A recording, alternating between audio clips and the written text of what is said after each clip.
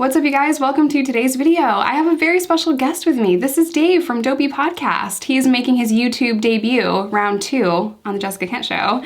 If you're not following Dave or me, smash the subscribe button, but Dave first. He has a great podcast about addiction. It's raw, it's real, it's in your face, and it's very honest, and it's weird, which is awesome. You know, it's very specific to Dave and his audience. So we're just gonna kick this thing off, and we're gonna talk about addiction and weird stuff. Why is it? What's weird? I mean, it's just drugs, addiction, and dumb shit. You know, that's the deal.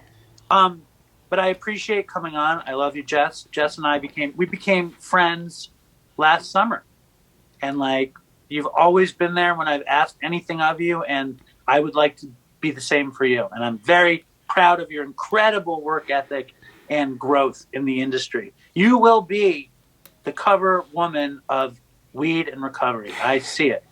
You know, it's so funny because I was terrified to tell my audience that, you know, and I wanted to make sure that I was sure that this is my path and what I want to do and what's working for me. But when you have an audience the size of mine, that's intimidating when you're, you know, talking about stuff like that. So there's a lot of stuff I haven't mentioned on my channel yet, but we'll get there. And I'm dying to have you on Dopey this week to talk about this stuff because I have like a fucking million questions about what a stoner who becomes a heroin addict and a meth addict who goes to jail gets sober and picks up bud, like what's happening there. It's such an amazing story. So like, yeah, it's definitely embedded in your YouTube world, and I'm going to tap into it for a future Dopey episode. But thank you for having me on the show. You're welcome. So I spent 5 minutes not recording the first part of this, and he told me this fucking hilarious story about his house being a zoo. So you just need to tell everyone what your life is like right now in sobriety. Well, first of all, Jess like started this whole thing, and she recorded 2 intros, and she's got the neon light and the super cool microphone. Like she like strokes it to make me jealous, the Joe Rogan microphone. She's like, Dave, what kind of mic are you using? Because I got the Joe Rogan mic with the telescoping stand. No, like fucking. So what she did, she fucked up the intro, which I did last summer over and over again. And Jess was talking about her shit, her bunny, and her dog. And her boyfriend and her 2 children. And I was thinking about my 2 children, because we also are not married, but are, in loving relationships with our partners. And I have 2 children as well. I also have 2 daughters too. And like slowly but surely we're collecting animals. But it started, we had a cat, right? And the cat was in the basement, and we would let the cat go outside, but in our neighborhood, there's all feral cats in the neighborhood. So my poor cat like went insane and went downstairs and sprayed the entire basement. So we gave the cat to my Linda's parents, which we give them all the animals that we don't do well with. And then last year for my 10-year-old's birthday, we got her a dog, and it was a rescue. And this is where your audience is going to hate me. We get her a rescue dog. It was a rat terrier crossed with a chihuahua. And I knew that it had no business being in our house. Like I knew we were not going to succeed with this dog. I went there. I was like, we shouldn't get this dog. It's a mistake. But my wife was like, we're getting the dog. It's for Nora's birthday. We're getting the dog. And then a series of bad things happened. First, the dog like took a bite at my father-in-law, which got Linda very upset. Then the dog growled at all of Nora's friends, which also got Linda very upset. Then the dog was a little bitey Chihuahua dog. You know what I mean? It wasn't happy. And we had a baby, we have a 2-year-old in the house, and the dog started nipping at the baby. And Linda was like, I think we have to get rid of the dog. And then one morning at 5 a.m, we're downstairs kind of dealing with the dog, and the dog comes out of its little cage and it vomits dog shit. And I was like, that's it. That's the final straw. We can't have a dog vomiting dog shit in the house. So we got rid of the dog. My daughter, who's now 11, said, you've traumatized me for life. You've given away my dog. For my 11th birthday, I want guinea pigs. So we got her 2 guinea pigs, and we got her a cat. And I'm just terrified that the fucking cat is going to eat the guinea pigs. Like that is and we also have a leopard gecko that seems to be very malnourished. Like everyone forgets the poor leopard gecko. So I think that it's possible that some animal rights group shows up. But the truth is, we love animals. I just like making fun of our situation. But giving away the dog is very sad, right? I'm calling PETA immediately. Like on a scale of 1 to 10, what kind of trauma do you think giving away a dog would have on a 10-year-old girl? I mean, I think if it's not safe for the baby and it's not a good fit for your family, I feel like it's not a bad thing to rehome pets in that situation if it's like a safety thing for babies, you know? I know a lot of people think differently. They're like, you rescued the dog, you should live and die with the dog forever. But sometimes they're not a good fit for your home, so I'm not really gonna call PETA. Thank God Jessica Kent's blessing is with our movement. We are gonna give these guinea pigs the time of their life. They're eating fruit, they're eating vegetables, they're well taken care of. It's a good life for these. They're living their best lives, these guinea pigs. They're going to be on like Guinea Pig Life magazine or something. They're doing all right. Oh my God, that's so funny. I have a rabbit that is in my basement, and she was a gift. And I'm not going to say no to a rabbit, but she was a gift when I was living in Arkansas. I live in the suburbs of Chicago now. And she has to free roam. So I have this whole basement area where she free roams because she needs her exercise and her space, but I feel so bad that she's like alone in this basement for like 70% of her life. You got her in Arkansas and now she's in Chicago. She's a well-traveled bunny. That's awesome. Is. And the dog is like, there is food down there. I need to get down there and eat this bunny. So I'm always trying to protect the rabbit. And sometimes the rabbit is like, I'm fucking walking up those stairs, man. And she comes up the basement stairs and my dog is just waiting. She's a pit bull mix, a terrier mix. Oh, and she wants to eat that bunny so bad. So I'm like all the time trying to save this rabbit's life. But I think that's funny in itself. Like we are, we're drug addicts who get into sobriety, who have nice families, and we want to give our family everything that we think that they should have. But then we don't consider that maybe a dog might want to eat a rabbit or a cat might need to eat a guinea pig. We don't consider that. And then all you have to do is like go upstairs and forget to close the door. And then it's a bloodbath for your children to see. It's insane. Like the consequences there, it's just like mind blowing, right? Right. So thankfully Reese wakes up at 4 a.m. So if I went to bed and I forgot and there was a bloodbath, it would be okay. Which is so funny you mentioned that. This is taking a turn. But we were living in Arkansas and we had a husky before she passed, and the husky got a hold of something. And it was on Christmas morning and Reese is like, the dog ate the bunny, and I'm like, oh my God. So I'm like crying. He didn't even look in the cage. He just ran out to the front or ran out to the backyard to investigate this dead animal and the dog, and it's just crazy. And then finally he comes in and he's like, sorry. I mean, I don't know what to do. It's Christmas. Like, just don't let the kids out in the yard. And I'm like, Reese, this is horrible. And then we hear a sound in the cage because we had the sunroom right by our living room. And we hear the rabbit hopping in the cage. And he's like, wait, no, that wasn't our rabbit. It's fine. That's insane. Bro. It was Christmas? Imagine. Christmas Day. Oh my God. Merry Christmas. The bunny's dead and your dog killed him. Oh my God.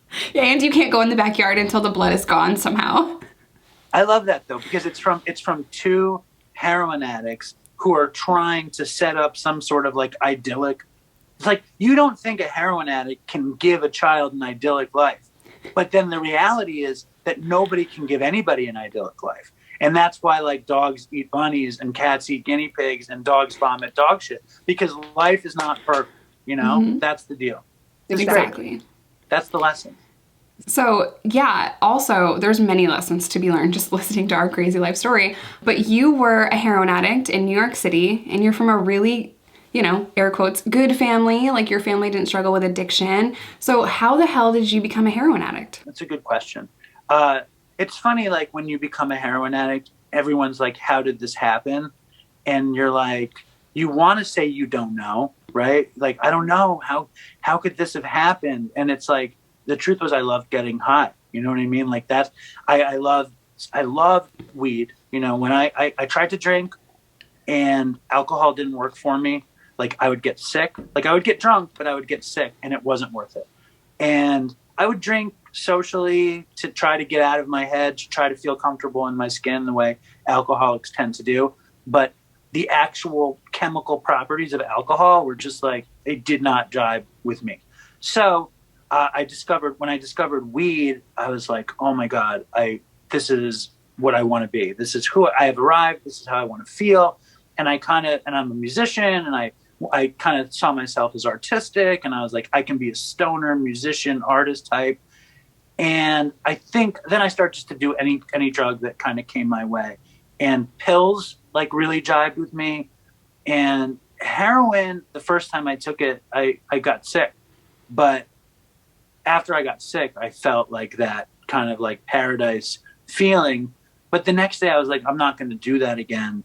It's too much. You know, it's too much. And I'm so happy with my weed. And then fast forward a couple of years, and I was producing television, and I was hosting a TV show, and I lived in Manhattan, and we had a drug delivery service, and which I loved. You know what I mean? Like there were always weed delivery services, but I had one of my best friends had moved in with me, and he was working for a weed delivery service, and he sort of happened upon this drug delivery service. And the drug delivery service was called Indulge, okay? And they had the like little business card with like, it was a black business card with a little white drawing of a dude with a top hat. And on the back, it said Indulge. And I was working in production, and I was traveling around the country, like getting college kids on talk shows. Like that was my job back then. I was like 23 or something, 24. And I went to art school. And all of my art school friends wanted to know where they could get coke. And they all went to my house when I wasn't home, okay? And I come home from Michigan, and my friend Todd is living in my house, and he has all these kids from my college there. And it's like 12 kids buying coke off this 16-year-old kid in my living room. And I'm like, I know what's going on. So I say to the 16-year-old kid, we just made you a ton of money in my apartment. What are you going to give me for it? And he takes out 2 bags of heroin, and he throws them down on the coffee table. And like, my memory sucks, but I can remember seeing those little bags hitting the table. You know what I mean? It was like Sunday night, everybody left. Me and Todd probably snorted 1 bag between the 2 of us. And we got so high. We snorted the other bag so high. In the morning, Monday morning, I wake up, and it was like the opening of the Smurfs or something. It was like, you know, that whole feeling. And I was like, holy shit. I was like, this is exactly how I want to feel. But I was very guarded against it because I knew that people got strung out, and I knew that people would become, you know, heroin addicts. And I didn't really understand what it meant. I knew that I couldn't afford it. And as my job got better and I made more money, and they paid me to like host TV shows and stuff, I was like, I think I can afford it now. And I remember like that happened. I was like, I think I can afford it. And meanwhile, you have people like Miles Davis or like fucking whoever, like John Lennon, like huge multi-millionaires, and they can't afford heroin. And I'm making like whatever I'm making, and I think I can afford it. And from there, that was it. As soon as I was addicted to it, it was done. That was my origin story. It's so weird that like we remember certain blips of addiction, but not all of it. And I don't know if that's trauma-based or because, you know, the drugs just made us like, you know, our memory flatline. But when you said you remembered him putting the bags down on the table, I remember that too. The first time I bought heroin, you know, I was like flexing with this cute skater guy, you know, who was gorgeous. Let me just say that. It's important to the story. But he was just so fucking edgy and so cool. And he's like, how much money you got? And I'm like, I got all the fucking money. Like, are you kidding? Like, I'm a dealer, but I didn't sell heroin at the time. I didn't do heroin. I thought that was like beneath me, you know, because we have this superiority complex in addiction where I'm like, I do pills, not heroin. I'm better. We're the same. We're the same. But, you know, he's like, oh, okay, can you just give me like $300 right now? And that was nothing to me. To put into perspective, and I never talk about how much money I made, but to put into perspective, it would be like me giving him $300 would be like a Starbucks drink to me at the time. You know, like it was nothing to me. I gave him the money and he got it, and he, you know, gets a bundle and puts the bags on the table. He gives me half and he takes half, which was a horrible deal.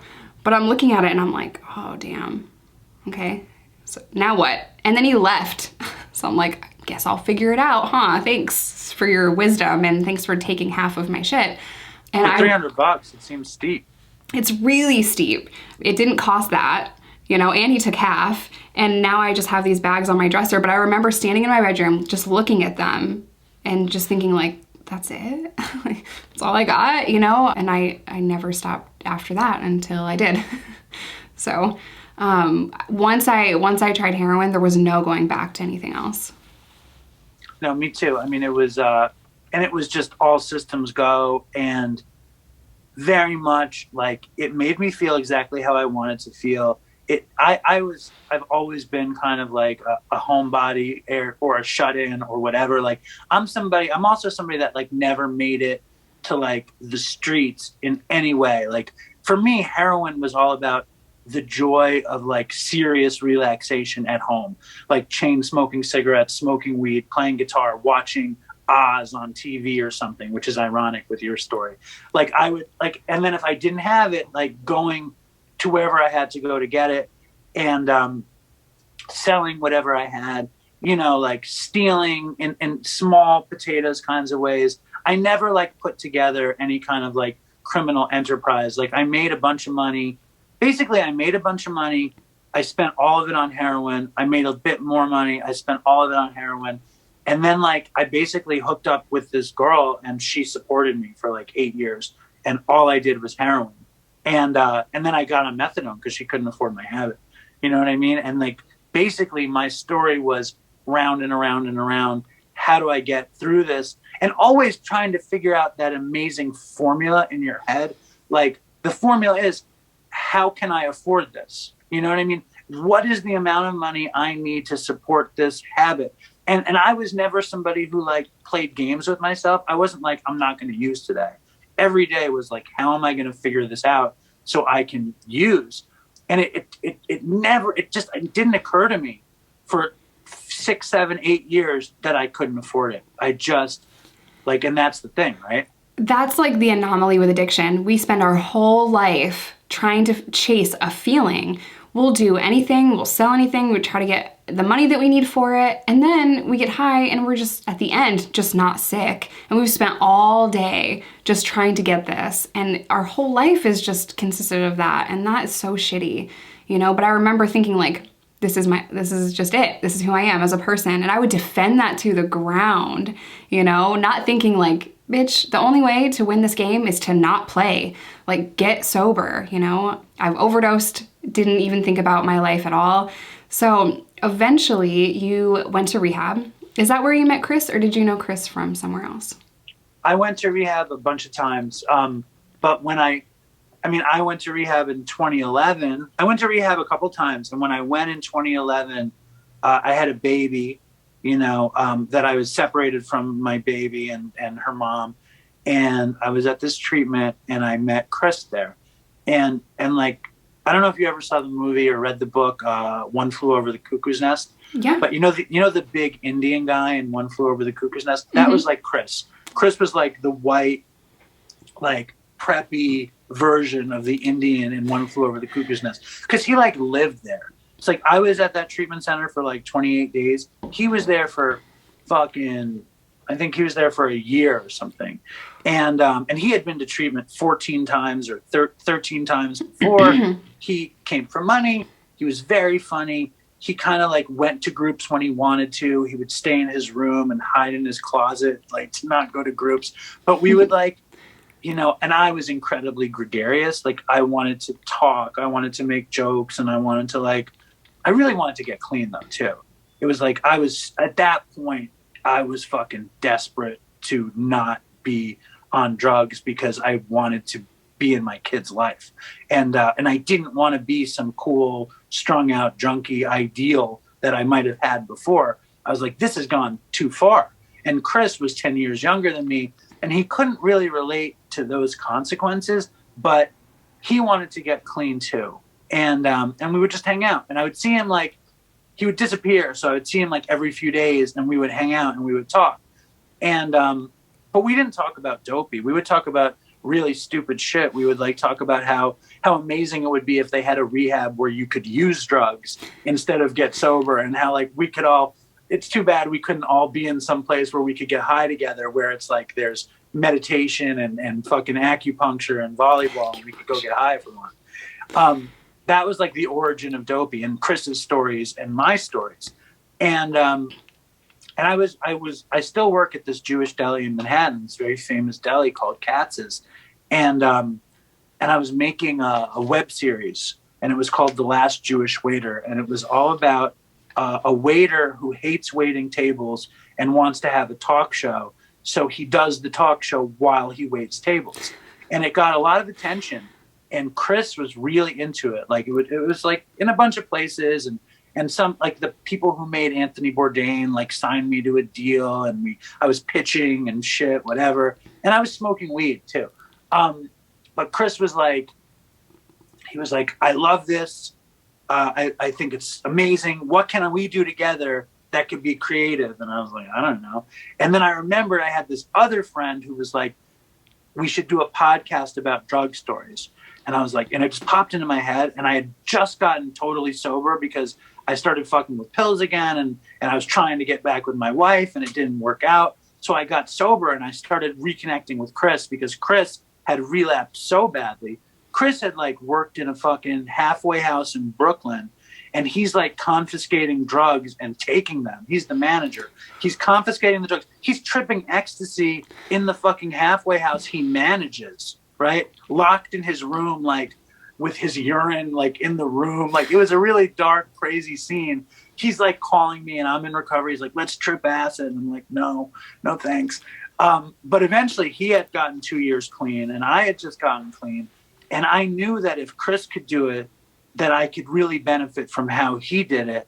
And we started talking, and he's like, I want to do something fun. And I was in a band that was going nowhere. And I was like, why don't we try doing this podcast? And he was like, well, what do we do? And I was like, just drive to my apartment and I'll do it. You know what I mean? Like, you just be you, and I'll make the podcast happen. And that was it. You know, I just figured like I would basically we opened up the laptop. I didn't have a mic. I didn't have a Joe Rogan mic. I didn't have an off-brand mic. We didn't have any mics. We just had the onboard computer mic. And I was like, tell me your most fucked up drug story. But that was after like we were just kind of kicking it and like making fun of each other.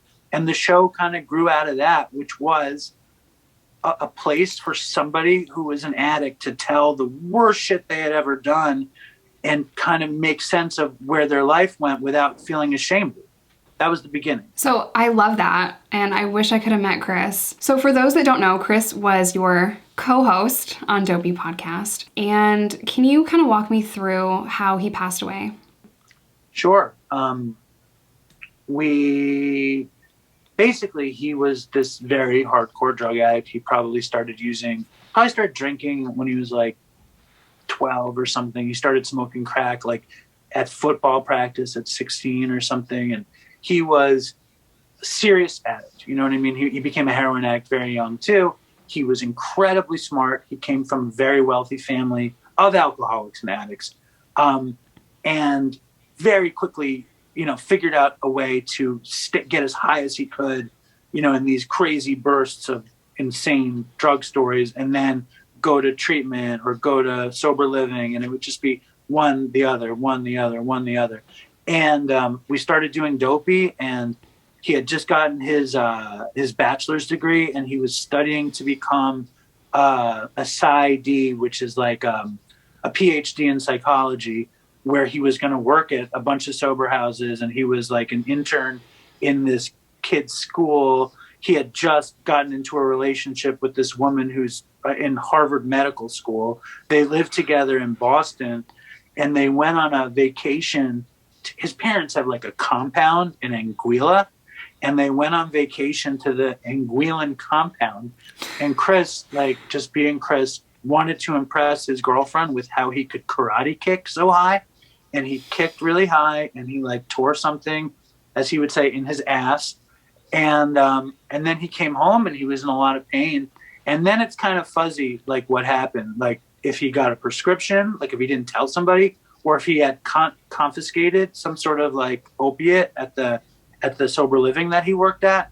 But whatever it was, he had just finished his master's, and I think they went to Anguilla to celebrate finishing the master's. And him and I were fighting a lot because his life was so busy, And I was so obsessive about doing Dopey, and he couldn't come. I mean, up till then, we did an episode every week for 2.5 years. And every week he drove to Manhattan from Boston every week. Or he would drive to Long Island. And like, I never went to Boston, and I always made it clear that I couldn't go. So at this point, like the late spring of 2018, when his life was getting so busy, he was getting disinterested. And I figured he was getting disinterested because his life was so busy and he had so many things, and maybe he didn't want to do it anymore. And around the same time, one of my very best friends from college wound up overdosing and dying. And I was just like destroyed. You know what I mean? This is a guy the guy who lived in my apartment in those early days, the weed delivery guy. And he overdosed, and I was fucked up. You know what I mean? And Chris's sponsor called me up and said, Chris just called me and thought I was you. And I'm like, okay. And I call up, and I'm scared to death because, like, as far as I'm concerned, Chris is going to die because Todd had just died. And I remember I was waiting tables at Katz's, and I'm texting him like he's the dealer, like texting him. And he never did that. Chris would respond to me in his sleep. If I texted him in the middle of the night, he would have responded within a minute because that's just how we were and how he was. And I think 3 hours later, he texted me back. He's like, what the fuck? You know, why are you blowing me up? Blah, blah, blah. And I was like, dude, your sponsor just called me and said, you seem like way out there. And he's like, no, I was tired. I'm busy, this and that. And I believed every word. Like, I believed every word. And then he also was crazy manipulative. And he was like telling me like he was worried about his relationship, and he was worried about school, and he was worried about his family. And I was like, okay, you know, as long as you have an explanation. I was like my dad with me talking to my dad. You know what I mean? I was like, okay, that sounds fine. And then we got into a bunch of little snits, you know, for the next 6 weeks. I don't know if you know who Artie Lang is. Artie Lang is a big comedian who was on the Howard Stern show. Very famously sad heroin addict who, like, you know, attempted suicide a bunch of times, got fired from Stern. And like, he was like my number one person to ever have on Dopey. And I would like stalk him to get him to come on Dopey. I would show up wherever he did a like comedy, or if he did a podcast or whatever, I would be there. And eventually he agreed to do the show. And I was like, Chris, it's today. It's in Hoboken, New Jersey. And he's like, Chris is like, I don't know if I'm going to come. And I was like, fuck you. Don't come. I don't care. Like, I was like, I've tried to do this for years. I'm going. And Chris showed up, and he looked like shit. And still I didn't get it. You know what I'm saying? And Chris, he would show up in like Brooks Brothers shits, khaki pants, always with a smile, always drove. And this time he took the bus. He's all disheveled. It should have been obvious to me, but it wasn't. We went to Hoboken, interviewed Artie Lang. Artie Lang was high as shit. And I was the only sober person there. And still, I was like an idiot in denial about it because they were saying they were sober. So I believed it. Me and Chris took a ferry back from Hoboken to Manhattan. And I was like really excited because this had been my dream. And when we got back, I said to Chris, let's go get something to eat. You know, and Chris is like, nah, I got to go back. Which also Chris never did. He always would get something to eat. He would always chill. He would go back in the middle of the night if he had to. And that was the last time I saw him alive. And when we were fighting about him coming in to do the show or not, and finally in the end, oh my God, it was this fight. Our relationship was like disintegrating. And he felt guilty because he was using. And he had become a sober companion. So he's using, and he was using fentanyl, coke, pills, drinking, you know what I mean? And he was like really doing it in secrecy so nobody knew about it. And basically the last show he was on, he was totally, you know, like fucked up. If you listen to it, it's episode 142. He sounded like death, but I believed he was tired. He was fighting with his girlfriend, this and that.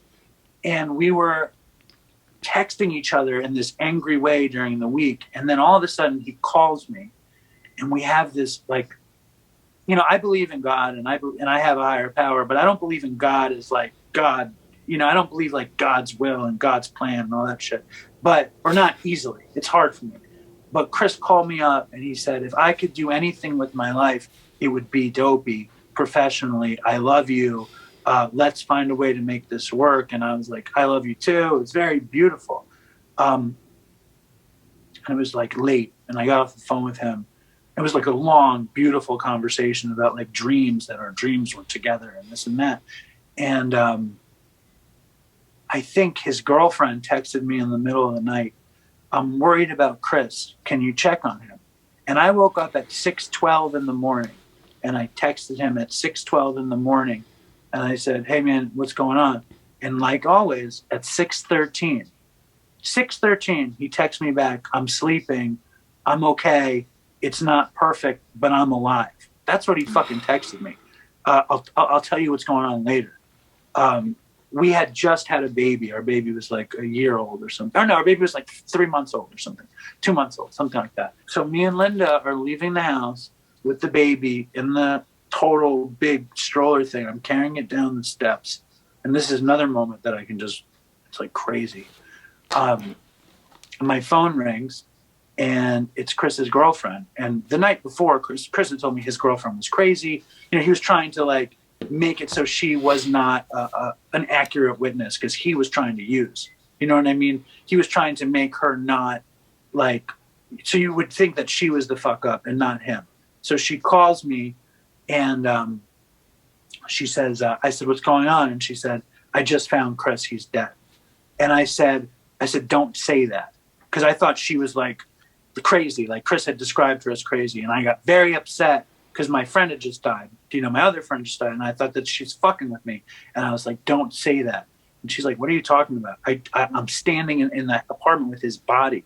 She had gone and found his body. And I was just like fucking shocked and sick. You know what I mean? Sick.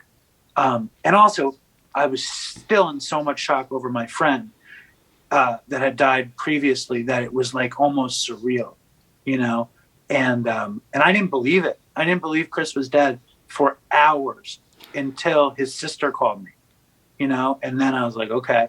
And that was the story of his death. You know what I mean? It's like it was insanity, and it happens to somebody every day. But I think it was more crazy because he did this show that kind of laughed about his addiction and his recovery. And he was somebody who lied about his recovery and was brilliant, not at lying, but brilliant. He knew so much about so many things and he was so well-spoken and funny.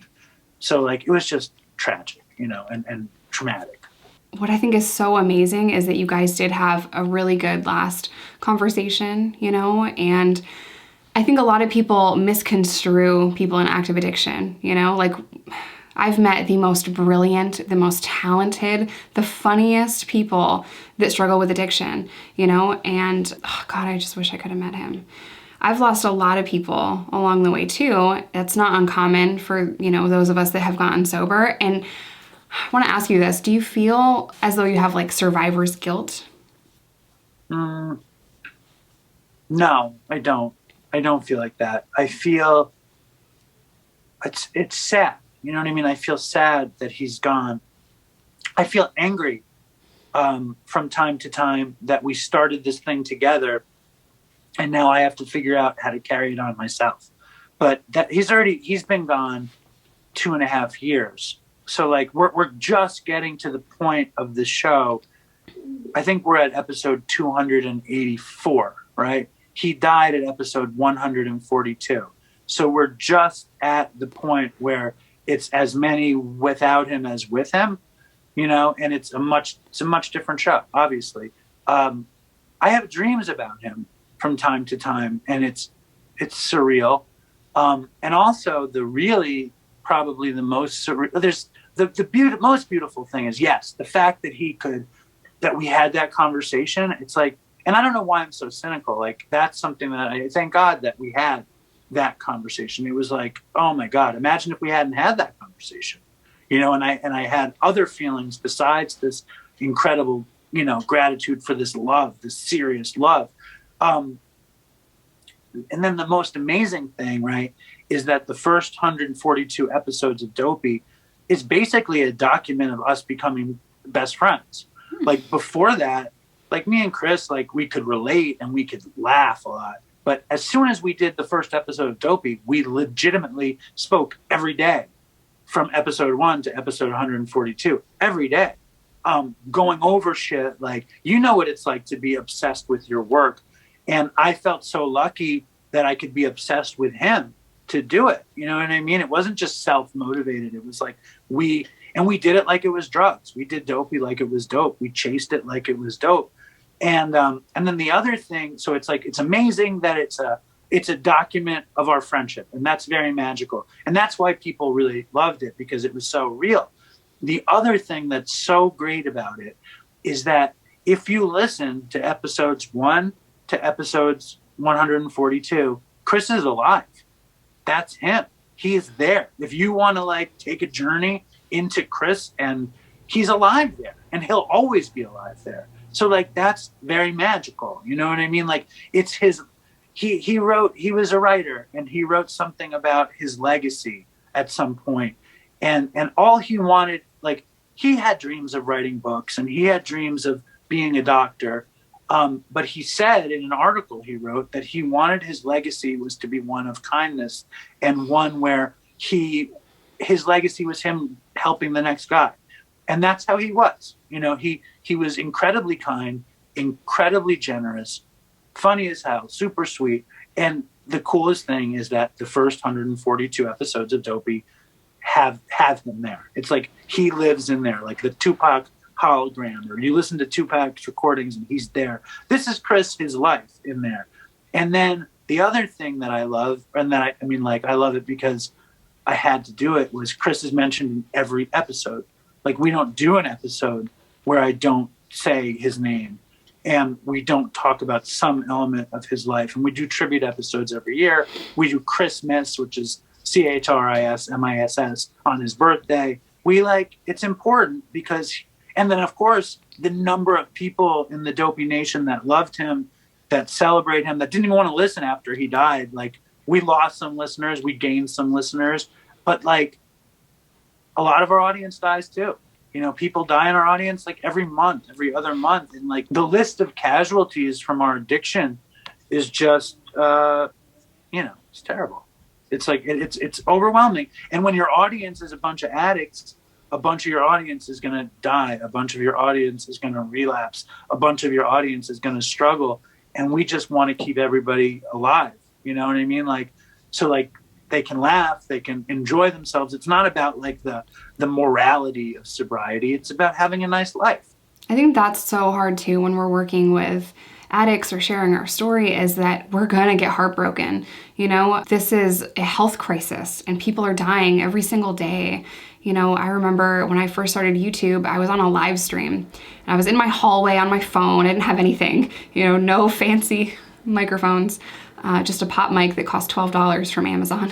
And I'm on a live stream and I'm talking to people, and I saw, boop, a little notification comes down and it said, Steven is dead, which is the guy that I worked on Magazine Crew with.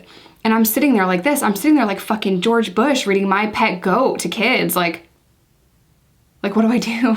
You know? And I'm like, I have to go. And I closed it out and I'm just staring at this phone. Like, it was so weird. My text, Steven is dead, changed from like my screensaver, and then my phone turned off, you know, and it went from this person that you know and love is dead to my phone is now off. And I'm just staring at it and I can't even think, I can't even process it. You know, I'm like, are you sure? Are you sure? Are you sure? Like, because we don't want to believe that the person that we love had died, you know. I lose roughly 2 or 3 people a year. You know, the guy that I mentioned in the beginning of the episode who was gorgeous and gave me heroin, he died about 6 months ago. And that guy got me into psychology. You know, I found him in a trap house, my cousin's trap house, and he was like talking about Sigmund Freud and talking about getting his bachelor's degree, and he has these fucking textbooks there, and I'm well read and I love, you know, to read and I love to learn. And I'm like, where the fuck did you come from? Like, no one here is reading Sigmund Freud or a Bachelor or a textbook of, you know, psychology. Like, what is happening? And how intelligent he was immediately drew me to him, you know, and He struggled for a very, very, very long time or died 6 months ago. And it just never gets easier, you know? I feel like I asked you about survivor's guilt because I had that, you know, I sold drugs and very few people make it out. I'm grateful to have some friends that, you know, recovered and, you know, are doing well, but that's not the majority. That's not common. And I think it is a layered problem from how we handle addiction in this country to how we shame addicts, even people in recovery or active addiction. There's a lot of shame in the community in general, you know, so that just kind of further adds to the stigma. So talk to me about what you've been doing, what Dopey has done for the community. The question is what Dopey hasn't done for the community. No, I mean, like, I'm just like, I always think that I'm so about it until I hear about what you're doing. But like, I'm trying to make Dopey like a brand that like marries comedy with addiction and recovery, like that we can all laugh together about the dumb shit we did and live, you know? And we had the kind of idea, last year we did our first, actually now 2 years ago, we did our first live event, which was DopeyCon.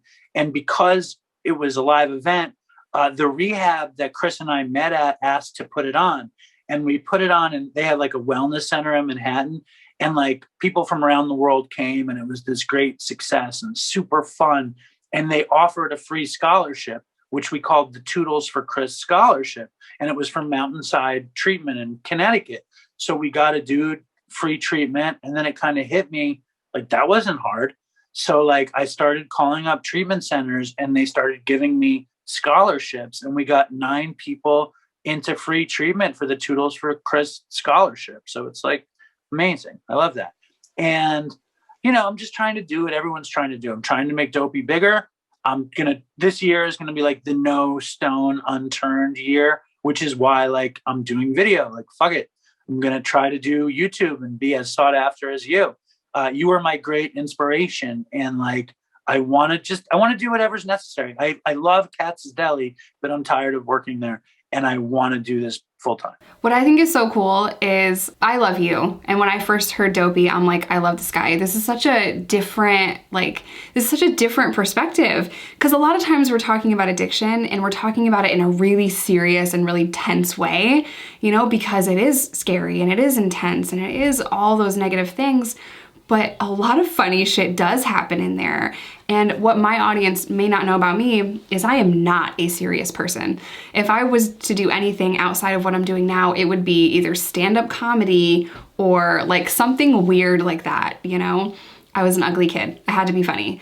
So that's why I love Dopey, because every other thing that I hear is so heavy and serious. And it's just a fucking cool, dark place where you can go and talk crazy shit about the other side of addiction. So I think it's an amazing podcast, and you're my inspiration too. So I love it. The other crazy thing is the audience, the Dopey Nation, every day they do 2 Dopey Nation Zooms. And it's like this alt recovery thing. Like we started this thing called the alt recovery movement. And I know you're going to love this. What the alt recovery movement says is that there are an infinite number of paths into addiction, and there are also an infinite number of paths into recovery. And if recovery is AA or NA, great. If recovery is Suboxone, great. If recovery is fucking windsurfing, great. Whatever can make your life better, it's like we support that. And this Dopey Nation, they do 2 Zooms a day where it's people from all over the world that get together and talk about the worst shit and the best shit. And it's like, I love that. It makes me so happy.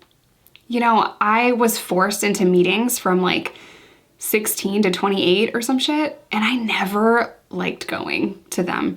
I felt so uncomfortable. And then when I got out of prison, I was 2.5 years sober, but I never felt like I could relate to those people because they're like, what's your sober day? And I'm like, I don't know. Is it when I got out of prison, or is it when I got arrested? Because that's the last time I used. I don't fucking know, bro. So, you know, I felt shamed in those meetings. And then when I got out of prison, what was interesting is I would go to NA and then AA, and I'd kind of go back and forth from these different meetings to try to find some positivity.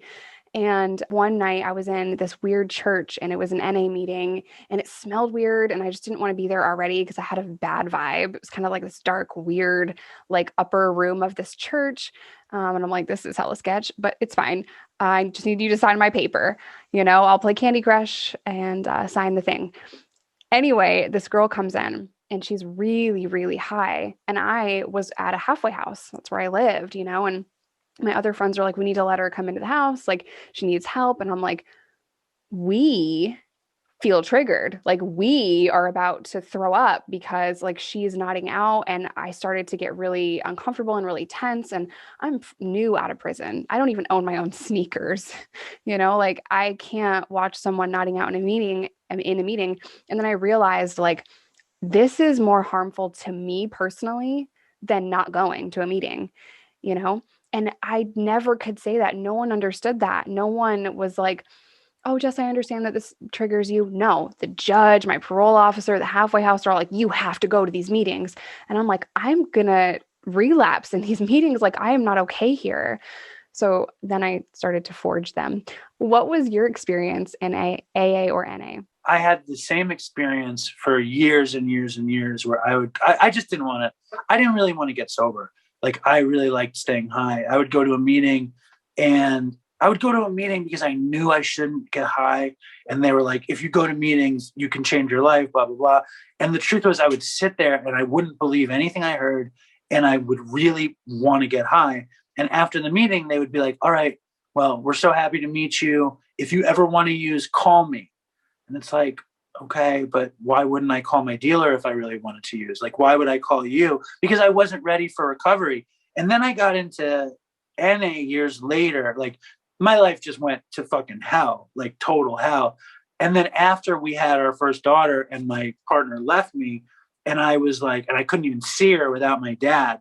You know what I mean? And I was like nodding out on visits, like high around my incredibly beautiful daughter. It was like, I need to get my shit together. And I went to NA and I didn't do the work. I went to meetings every day, but I didn't do step work and I hated it. And I resented everybody there and I didn't feel at home. And I pined for smoking weed and I pined for some kind of relief. And eventually I started using again. And in the end, I lost custody again. Right. And I was writing Linda a letter begging her to let me smoke weed. That was the letter. I need to smoke pot. I need to smoke pot. Just let me smoke pot and I won't take pills, because I had relapsed on benzos too and Percocets. And I was like, but all I want to do is smoke weed, which I never did by itself anyway. But that was like my identity. And I saw my hands typing this letter. I'm 41 years old. I'm begging for permission to see my daughter as long as I smoke pot. And I'm like, this is done. This is just too far. I need to step away from this thing. I need to imagine what recovery could be like without weed. And then I was like, and I got to go to a fucking meeting. Fuck it. And I go to a meeting. I go to an Alcoholics Anonymous meeting. And it annoyed the shit out of me. It was a dude who was like 27, was speaking, had, like all beautiful with tattoos, and like probably the dude, it was probably like a different version of the dude who was at your house. And he was celebrating 10 years, right? He's 27, beautiful, celebrating 10 years. I'm 41, all fucked up in the back row, like this motherfucking kid. And I go up to him at the end of the meeting and I was like, it was really aggravating to me that you're so young and you have so much time. And he goes, well, how much time do you have? And I said, I don't have any time. I was like, I didn't use today. And he said, well, is today your first day? And I was like, maybe it is my first day. And I went home and I was like, fuck it. I didn't get high today. Today's my first day. And I called my best friend and he came over and I had a jar of bud like this with little jars in it with each strain labeled. I was living my own high times fantasy. I had another jar full of edibles. I was dating a girl who like sold vape, THC vape, and always coming back and forth from Colorado. And I gave it all away. And then the next day I went to a 7:30 in the morning meeting, 12-step meeting. And I told my story about how obsessed I was with getting my family back and how broken I was without my family. And there was an old man from New Zealand, and he was a famous painter, it turned out. And he said, we would love it if you came back tomorrow. And no one ever said that to me at a meeting. No one ever said, we want you to come back. And I went back. Then in the thing, every day they read the thing at the beginning and they say, rarely have we seen someone thoroughly follow this path and not succeed. And I had never tried following the path. And I couldn't even string together any time in my whole life. So I was like, fuck it, I'm going to thoroughly follow the path. And I thoroughly followed the path and I worked the steps, and lo and behold, it totally worked. I got my family back. We had another kid. We bought a house. My job got better. Dopey expanded. And even having said that, I know that 12 step isn't for everybody. Half the Dopey Nation like hates meetings. And that's why this alt recovery movement thing is a thing. And that's why AA and NA can sit within it, because any path is a good path. It just worked for me because I don't know how to build a fucking bookshelf. I need IKEA to show me how to do it. I need someone to lay out all the fucking steps. So like it worked for me, but I was as desperate as I could have been. First of all, same. Side note, fuck IKEA, because it's like super hard Cheap. to build a shelf. I think it's great that worked for you. And I already knew the answer to the question before I asked it. Meetings are they're invaluable to so many people. And I wouldn't have people that I love in my life without them. Sure. But I am tough.